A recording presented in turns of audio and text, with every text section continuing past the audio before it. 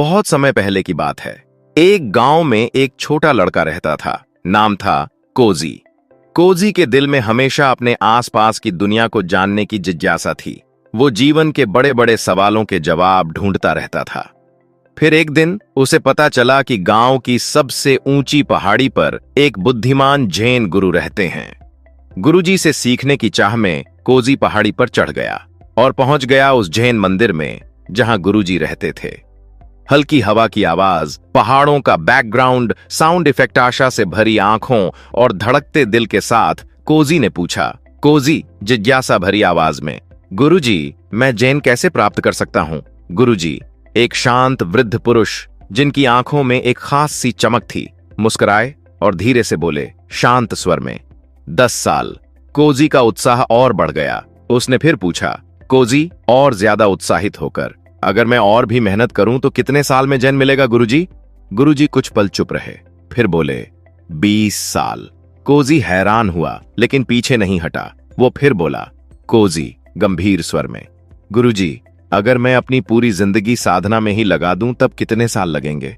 गुरुजी ने एक गहरी सांस ली और बोले, 30 साल। अब कोजी थोड़ा उदास हो गया। उसने मासूमियत से पूछा, कोजी भ्रमित स्वर में, गुरुजी, मैं समझ नहीं पा रहा हूं। जितना मैं मेहनत करने की कसम खाता हूं उतना ही समय क्यों बढ़ता जा रहा है? गुरुजी ने उसकी आंखों में देखा और बड़ी ही शांत मुस्कान के साथ कहा, जब तुम्हारी एक आंख सिर्फ मंजिल पर होती है तो दूसरी आंख ही सिर्फ रास्ते पर होती है। कोजी कुछ पल चुप रहा। फिर जैसे उसे एक बात समझ में आई। उसे एहसास हुआ केवल मंजिल पर ध्यान टिकाना उसे सच्ची समझ तक नहीं ले जाएगा। सच्चा जैन सफर में छुपा है। गुरुजी ने आगे कहा, सोचो, तुम एक ऊंचे पेड़ पर चढ़ रहे हो। तुम्हारा लक्ष्य है उस पेड़ के ऊपर पहुंचकर वहां लटकते रसीले फल को तोड़ लेना।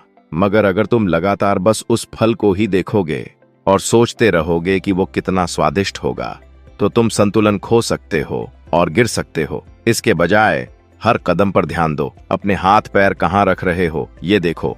उंगलियों के नीचे पेड़ की खुरदुरी छाल को महसूस करो। अपने चारों ओर की ताजी हवा में सांस लो। चढ़ाई का मजा लो, क्योंकि हर कदम तुम्हें मंजिल के और करीब ले जाता है। जिंदगी भी कुछ ऐसी ही है। अगर हम सिर्फ आखिरी इनाम पर ही ध्यान देंगे तो रास्ते की खूबसूरती छूट जाएगी।